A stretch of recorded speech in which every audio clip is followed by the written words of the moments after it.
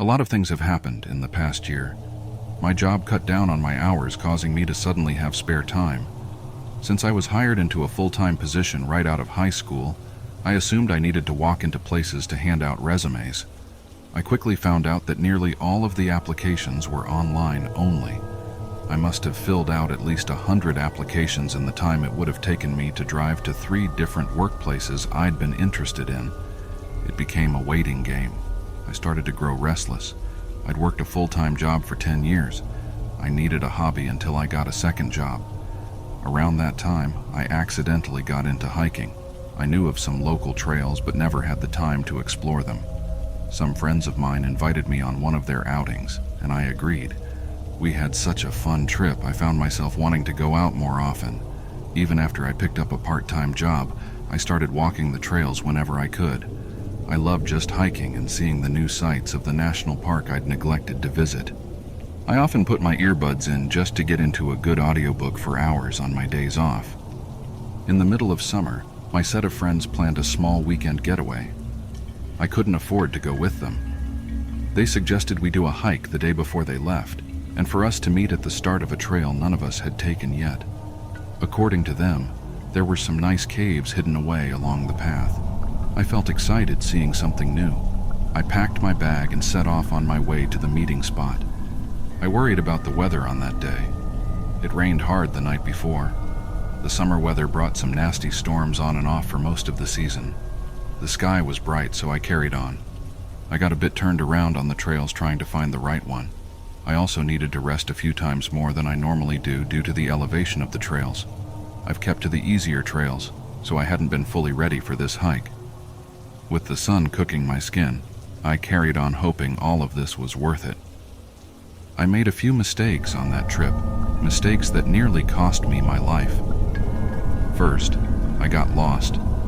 I hiked up a high trail that ended in a cliff. I stopped to wonder where I got turned around.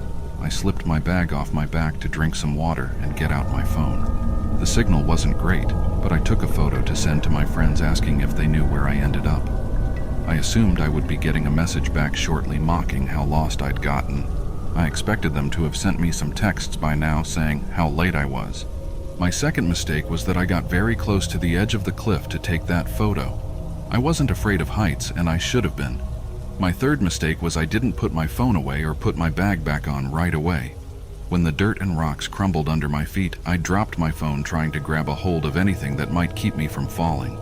My fingers caught the dusty, rough cliffside as I fell, causing some of my nails to break or get outright torn off. Within half a second, I found myself rolling down the cliff, my body getting beaten from the fall. My bag got hooked on a branch and I heard a pop from my shoulder when all my weight was supported on the strap for a few painful seconds. My arm slipped out and I started falling again. It was a miracle I didn't die from the fall. My body knocked some rocks loose. They came tumbling down after me. I sometimes wonder if it would have been better if I died on the way down. Nothing but pain and fear waited for me at the bottom of that cliff. I got knocked out for an unknown amount of time. At least I landed on my back. My entire body hurt. I couldn't sit up for a long time. I just mentally cursed myself for being so stupid. The relief of being alive faded the moment I saw how bad my situation looked. My foot and ankle hurt like crazy. I managed to sit up and my body turned cold. The rocks that rolled after me had landed on my foot, pining it to the ground. I forced myself to lean over, trying to dig at the ground to get it free, but found it impossible. I landed on solid rocky ground. My foot was most likely broken and pinned between literally a rock and a hard place. No matter how much I struggled, it wouldn't budge.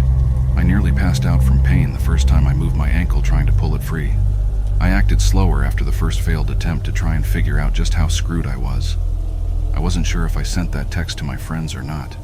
I looked around, not seeing my bag or my phone. There was a good chance my phone was in a million pieces on the side of the cliff. With some effort, I saw my bag tangled up on the cliff. It was brown, so it blended with the cliffside.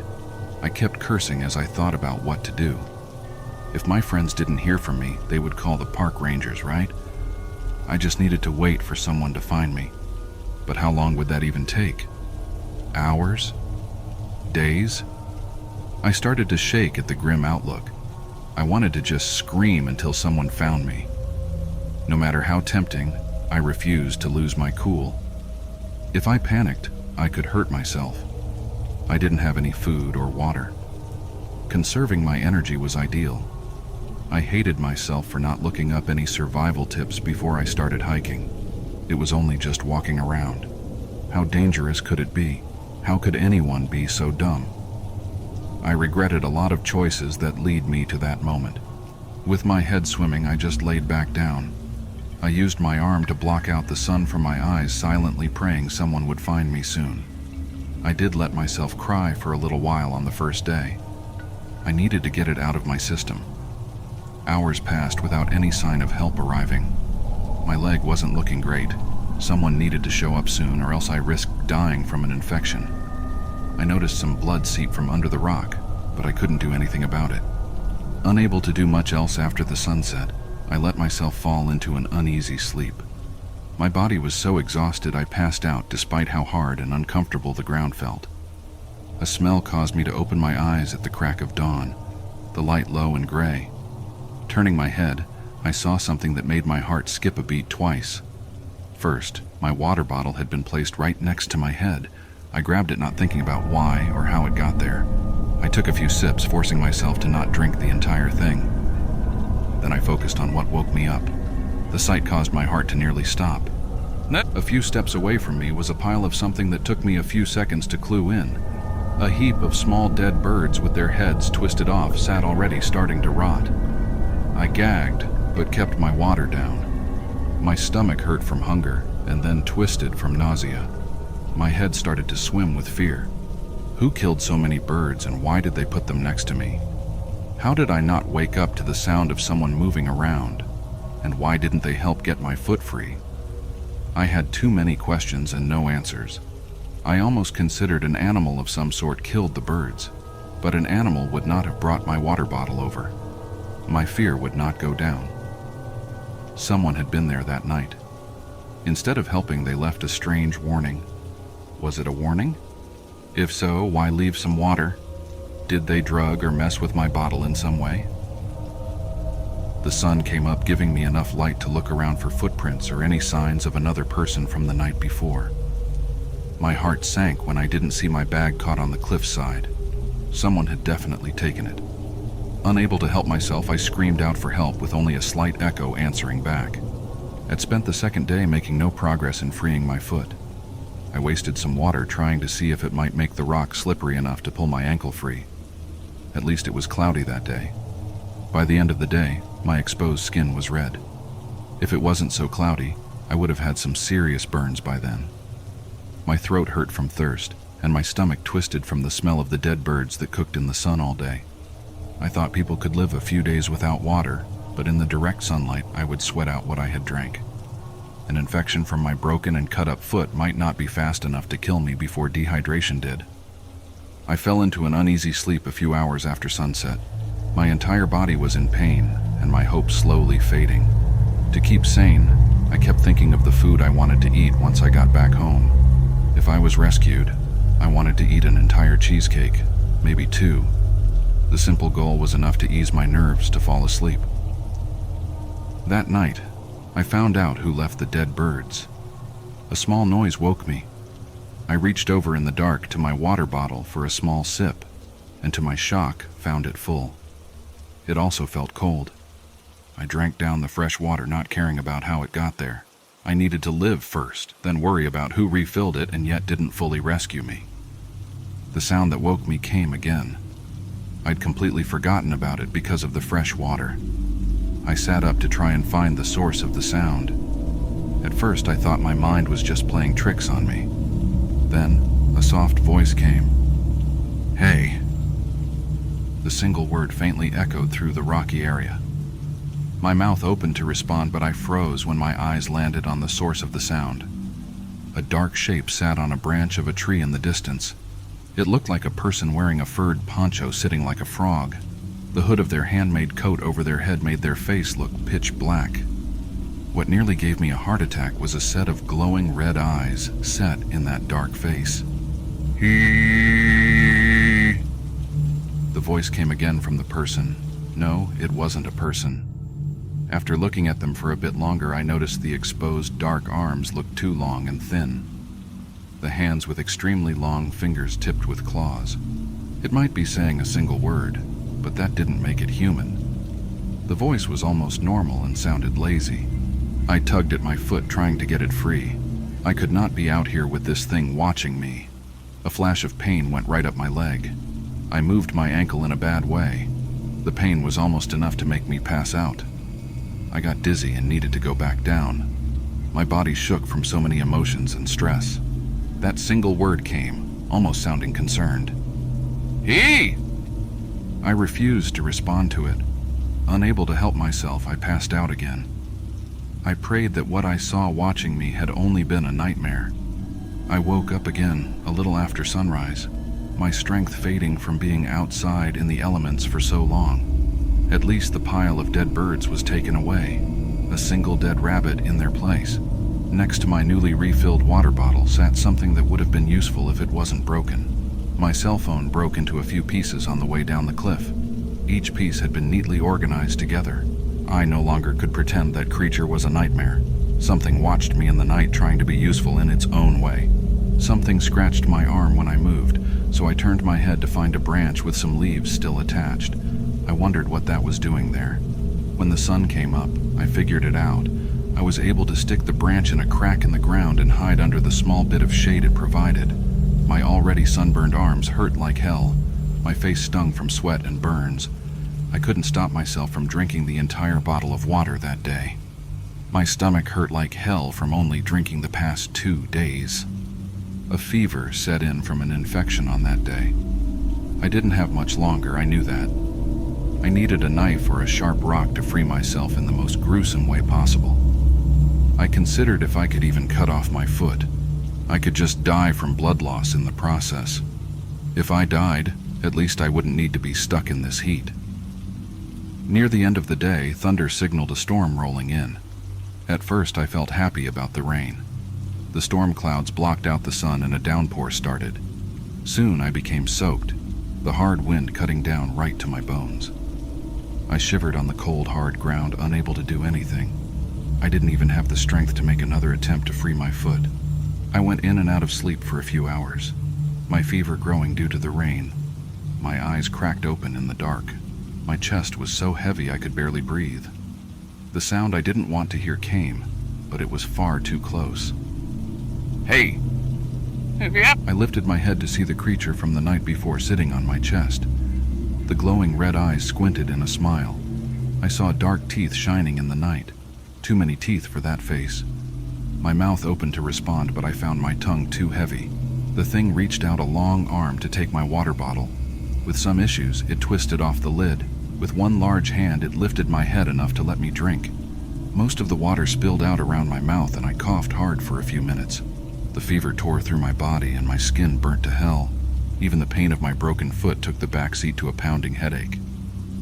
I wondered why this creature was keeping me hydrated, and yet it didn't try to get my foot free. The thing got on all fours over top of my body to slowly shuffle back. Those red eyes never left my own. It stopped with its head by my thigh, the head sideways, and large smile clear in the dark. A large hand landed on my knee, causing a wave of pain to shoot through up to my brain. I knew what this thing was asking. We didn't need to speak the same language to understand each other. It still spoke one last time to confirm the request. "He!" The mouth hovering over my thigh, the other hand wrapping around my upper leg. My choices were to die in the next few hours from an infection and exposure, or give in to this monster's demand. I braced myself the best I could. With a trembling heartbeat, I nodded. "Okay," I said in a cracked voice, giving permission. The thing let out a happy sound. The mouth opened so wide it nearly reached the monster's hidden ears. Countless needle-thin teeth quickly came down on my leg, ripping through my jeans and into the flesh underneath. I screamed, but didn't have the strength to fight it. I only stayed awake to see the second bite. The pain shut off my brain, and I thankfully fell into a dark nothingness I expected to never wake from. But I did wake up. Weak but alive, my eyes opened to a hospital room. The recovery took a very long time. I was told I had been found in a strange way. A pair of hikers had been going down a trail when they saw an oddly shaped figure drag my body into the middle of the path and then run off into the woods. They never caught up to the figure, and after seeing my condition, focused on getting me help. I was missing my entire left leg. The doctors had no idea how I survived it being removed in my condition. They said I should have died from the shock and blood loss. They all said it looked as if some sort of animal chewed it off. I told the police what happened the best I was able. Turns out when I didn't meet my friends, they just assumed I got busy and forgot to send them a message saying I wasn't going to meet them that day. They then went on the trip so no one realized I was missing. At least my job sent the police by my place as a wellness check when I didn't show up for a shift. They were in the process of starting a missing person report when I was found. They didn't believe I saw a creature, and I admitted to them I didn't want to believe it either. The stress may have made me see things. The police assumed if I did see someone, then it would have been some person living in the mountains messing with me, but that didn't explain my leg. They shrugged that off, saying some sort of animal got to it, and the person who found me did the right thing by getting me to a place where I would be found. The police knew some unhinged people lived in the woods. They thought I got lucky to make it home alive, and they recommend I get better friends. I keep thinking back to that night. The missing leg is a constant reminder. I know it wasn't some sort of natural animal that took my leg. There is a creature humans haven't unidentified yet living in those woods. I can only hope others don't make the same mistakes I did. If you are going out in the national parks, please be careful. Make sure people are aware of where you're going and when you'll be back. Stick to trails you know well and pack an emergency kit to always keep with you. Nature is something not to be taken lightly. I was stupid and paid the price. As helpful as that creature acted, I really don't want it to get another meal from a human. Just be careful out there.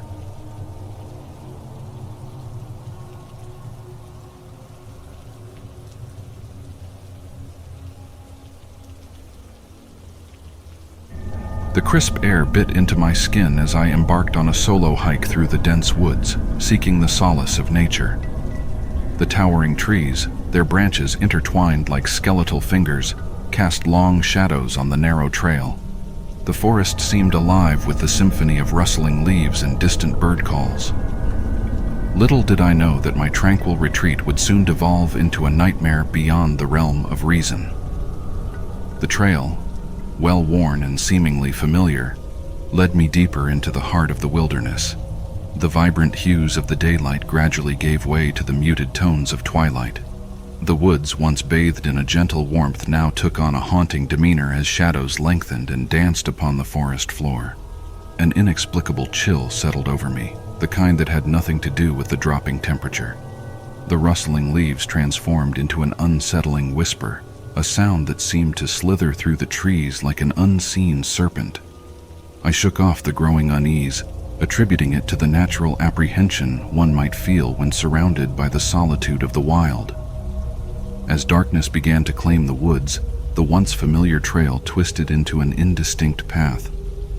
A sense of disorientation set in, amplified by the growing thickness of the underbrush. I reached for my flashlight, its feeble beam cutting through the encroaching darkness. The pale light revealed gnarled roots and twisted branches, creating an otherworldly landscape that seemed to close in around me. A distant guttural growl echoed through the trees. I froze, straining to identify the source. The forest fell silent, as if holding its breath. My senses heightened, and the hairs on the back of my neck stood on end. The air became charged with an unnatural energy, and a sense of impending danger sent a shiver down my spine. The growl persisted, morphing into a haunting howl that reverberated through the woods. Panic surged within me as I realized that I was not alone. My steps quickened, echoing through the silent expanse. The unnerving howls continued, now accompanied by the sound of footsteps that mirrored my own. I dared not look back, my instincts urging me to flee from the unseen menace. The forest, once a sanctuary, now felt like a labyrinth closing in around me. The twisted branches seemed to reach out with malicious intent, and shadows danced on the periphery of my vision, elusive and malevolent. The howls grew louder, closer, Adrenaline coursed through my veins as I sprinted through the underbrush, the unseen pursuer matching my pace. The air was thick with a musky scent, and an oppressive darkness clung to the surroundings like a tangible force. I stumbled over roots and rocks, the woods becoming a chaotic blur of twisted shapes and frenzied footsteps. The pale glow of the moon offered little comfort as I stumbled upon a small clearing. Gasping for breath, I turned to face my unseen adversary, my flashlight illuminating the shadows that encroached from all sides. It was then that I caught a glimpse of the creature haunting my every step. Tall and emaciated, with elongated limbs and hollow eyes that glowed with an unnatural hunger, the Wendigo emerged from the darkness. Its skeletal frame seemed to defy the laws of nature, and its breath materialized in the frigid air. The haunting howls, now replaced by guttural growls, emanated from its twisted form. Fear rooted me to the spot as the Wendigo approached, its movements unnatural and predatory. Its eyes bore into mine, and a malevolent intelligence gleamed within. Panic surged as I realized the folklore that surrounded this creature, a ravenous entity driven by insatiable hunger, consuming the essence of those it hunted. With a primal instinct, I turned and fled, the Wendigo hot on my heels. Its howls echoed through the woods, a haunting chorus that spurred me to push my limits. I navigated the labyrinth of trees with desperate determination, the creature's unnatural speed making it a relentless pursuer. I could feel its breath on the back of my neck, a cold gust that carried the stench of decay. My heart pounded in my chest, and every gasping breath felt like a plea for salvation. The trail seemed endless, the forest a relentless adversary that offered no respite. As the Wendigo closed in, a surge of primal fear fueled my desperate escape. With a burst of energy, I veered off the trail, weaving through the underbrush in a chaotic bid to lose my relentless pursuer. The creature's guttural growls became distant, and I dared to hope that I had eluded its grasp. I stumbled upon a rocky outcrop, my breathing ragged and my limbs trembling. The moon cast an ethereal glow on the surroundings as I crouched, hiding in the shadows. The forest fell silent, and for a moment, I dared to believe that I had escaped the clutches of the Wendigo. A haunting howl shattered the silence, sending a chill down my spine. The creature's eyes glowed in the darkness as it emerged from the woods, its skeletal form framed by the moonlit night. It stood at the edge of the clearing, its gaze fixed upon me with a hunger that transcended the physical. In a moment of desperate clarity, I realized the true horror of the Wendigo. It was not merely a creature of flesh and bone, but a manifestation of primal fear, an embodiment of the darkness that lurked within the human soul. Its howls echoed the depths of my own terror, a haunting reminder that the line between man and monster was thin and easily blurred. As the Wendigo lingered at the edge of the clearing, I seized the opportunity to escape. I moved with silent determination, avoiding the crunch of leaves and the rustle of underbrush. The creature's attention remained fixed on the moonlit clearing, unaware of my retreat. I navigated the woods with newfound caution, every step a calculated effort to distance myself from the malevolent presence that had pursued me. The haunting howls faded into the distance, replaced by the gentle rustling of leaves and the distant murmur of the night. As I emerged from the woods, the moonlit night sky offered a semblance of safety. The trail, once familiar and now laden with the weight of my ordeal, led me back to the edge of the wilderness. I dared not look back, my senses alert to any lingering presence that might threaten my escape. The Wendigo, its haunting cries now a distant echo, remained hidden within the depths of the forest. I stumbled onto the open trail, the moon casting long shadows that seemed to reach out like spectral fingers. The night held its secrets, and the woods, once a place of solace, had become a haunting realm that tested the boundaries of my understanding. My escape from the clutches of the Wendigo served as a chilling reminder. There are forces in the wilderness that defy explanation, creatures that embody the primal fears that linger within the shadows. As I retraced my steps to civilization, the memory of the skeletal creature and its haunting howls lingered, etched in the recesses of my mind as a cautionary tale of the terror that awaited those who dared to tread too deep into the heart of the unknown.